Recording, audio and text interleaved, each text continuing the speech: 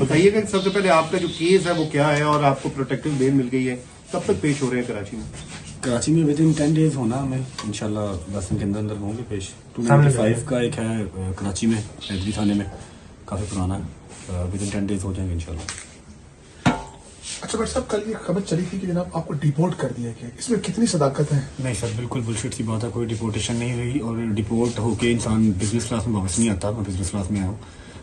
मेरा वीज़ा ज़रूर कैंसिल हुआ क्योंकि उनको यहाँ से कुछ होम ऑफिस को यूके बहुत स्ट्रिक्ट है इन चीज़ों को लेके। होम ऑफिस में रिक्वेस्ट की है कि इस पे 295 का केस है, फिर और भी ब्लास्फेमी के केसेस हैं, जिसकी वजह से उन्होंने मेरा वीज़ा कैंसिल कर दिया। मेरा सवा साल का वीज़ा था, बट मेरे जो वहाँ के सॉलिसिटर हैं, जो मेरे लॉयर वहाँ के हैं यूके के, उन्होंने एडमिनिस्ट्रेटर जो है ना वो रिव्यू को चैलेंज कर दिया हुआ है। इंशाल्लाह होपफुली जो हमारा वीज़ा रहता है वो रिवाइव हो जाएगा, वापस आ जाएगा। अच्छा, हमने देखा कि डक्की भाई को एक बिग ब्रदर की मदद मिली, क्या आपको किसी में किसी बिग ब्रदर की मदद मिली? सर मैं ये मेरे वकील साहब बात करेंगे, मुझे ऐसा कुछ किसी वक्त। अच्छा आप बताएं, आपको क्यों वहाँ से आपका वीजा भी रिवोक किया गया और क्या वजह क्या बनी है? नहीं, सोशल मीडिया पे चल रहा है कि मेरा भी वीज़ा रिवोक किया गया। मेरा वीज़ा नहीं रिवोक किया गया, मेरे पास ब्रिटिश सिटीजनशिप है और मेरे ऊपर भी 2 FIR हैं। एक जो डकी वाली आई 196/25, उसके अंदर उन्होंने मुझे पिछले में डाला हुआ है उस FIR के ऊपर। अच्छा। और जो दूसरी FIR मेरे ऊपर है वो 252/25 है, वो भी गैमलिंग की मेरे ऊपर FIR दी हुई है। तो दोनों FIR में हमने बेल शीट ली आज इस्लामाबाद हाई कोर्ट से और अब हम मुतल्लिका अदालत में पेश होंगे इंशाल्लाह और आगे प्रोसीड करेंगे इसको। अच्छा, जो डकी भाई के साथ हुआ, जो उन्होंने वीलॉग में इंकशाफात किए हैं, क्या उन्होंने आपसे बाद में शेयर किए थे? क्या ये आपको लगता है कि ये क्या हुआ क्या है?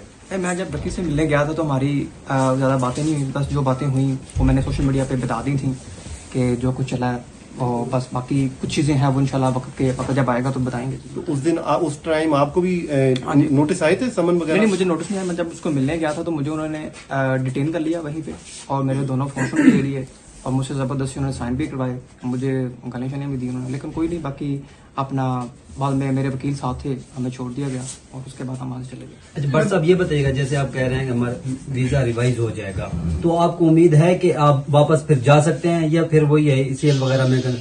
इंशाल्लाह ECL में नाम सदाबहार तो नहीं है, जब तक केस चल रहे हैं तब तक हैं, तब तक पाकिस्तान में है इंशाल्लाह। उसके बाद भी पाकिस्तान है, लेकिन ये कि ट्रैवल बैन किसी भी कंट्री का लगवाना क्यों अपने ऊपर। यूके में ये होता है कि अगर आपका वीज़ा कैंसिल हो जाए या फिर आपको ऐसा कुछ वीज़ा कैंसिल करते हैं, अगर आपका लगा हुआ वीज़ा कैंसिल होता है तो वो आपके ऊपर 10 साल का बैन कर देते हैं। तो बैन नहीं लगवाना किसी भी कंट्री का, आपको विजिट के लिए कभी भी कहीं जाना पड़ सकता है, जिसकी वजह से मैंने चैलेंज किया, अदरवाइज तो कर देते बैन, रहना मैंने पाकिस्तान में ही है। अच्छा ये बताइए भाई साहब, डक्की भाई के बारे में भी बहुत सारी बातें की गई, इनका नेक्सस होता है, ये बाकायदा पता नहीं मुख्तलिफ असाइनमेंट पकड़ते हैं, फिर आम जो लोग होते हैं, आम जो व्यूअर होता है आप लोगों का, उसको इसमें ट्रैप में डालते हैं, वो लाखों रुपए और बड़ी बड़ी लंबी डिबेट है, फिलहाल केस के बारे में बात करेंगे। आपके ऊपर जो FIRs हैं उन पे आपने लिखा कि पिटीशन है उसका भी कि फॉल्स है, मेलाफेडी है, तो क्या केस क्या है, थोड़ा उसके हवाले से बताएंगे? वकील साहब बात करेंगे, एक नहीं है वो वकील साहब की इसी बारे में बात करेंगे। मैं अभी कोई जैसी गलत बात करना नहीं चाह रहा।